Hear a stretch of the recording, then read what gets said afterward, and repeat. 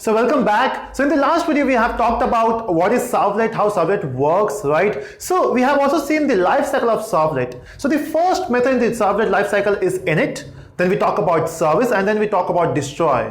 Now if you observed in the practical implementation, when we have implemented that service method, right, we have provided two objects. One is request object and response object. So those two objects are here. So in this video we'll talk about those two objects. One is HTTP request object and HTTP response object. Now why we need these two objects? So let's say we have a client machine here and then we have a servlet. Now when I say servlet, it means server. When I say server, it means servlet because we are learning a server technology. So we have a servlet here and then we have a client. So let's say this client want to add two numbers. So if you want to add two numbers, that means you have to first send the request and you have to also pass those two values. I mean, let's add 2 and 3. So if you want to add these two values, you have to pass those two values, right? Of course. Now, how do you pass those two values? Maybe not just these values. I want to also talk about what is the client address. I want to also send about which browser client use. So if we want to send all those information, you have to pass it in some format, right? And since we are working in Java technology, we will work with objects. So what we can do is we can put these values in an object, right? So we can put those values in an object. Now this object, which is going from the client page to the server, will be called as your request object. So request object is an object which will hold your values. Now once this servlet got the request, you have to send a response, right? So what we have to do is, when you're sending a response, when you send a response, what you send. So basically, sometimes we want to send a data, we want to send HTML tags, we want to send a video, we want to send an image. So you can send all those information in one particular object, and that's your response object.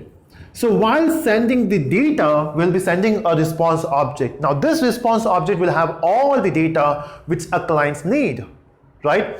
So request object will have all the data which a servlet needs, and response object will have all the data which a client needs, right? Again, it's dependent upon servlet what it wants to send, right? So let's say in this scenario, a servlet want to send a value 5, right? So this response object will have a value 5.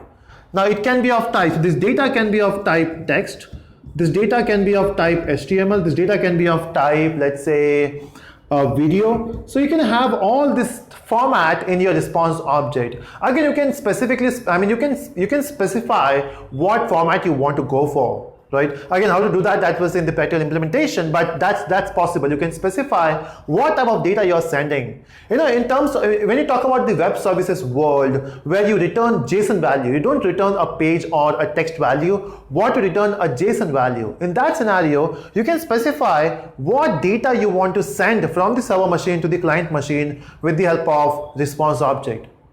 Okay, so we have request object here, and then we got a response object. Now where do we use it? So if you remember, in service method, we use two objects. One is request object and the next one is response object. Again, when you say request object, it's a part of HTTP servlet request, and response object is the object of HTTP servlet response. But then question arises, do we need to create object of it? And the answer is no. We don't have to create object of HTTP servlet request.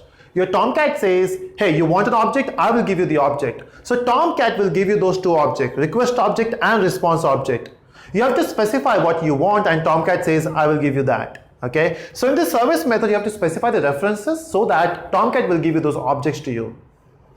Make sense? So yeah, so these two are actually interfaces, okay? HTTP servlet request is an interface. HTTP servlet response is also an interface, not a class. But the implementation is done by the Tomcat, and object will be given by the Tomcat. And that's why when you want to run a web application, you need a Tomcat server, right? So yeah, so that's how your request and response object works.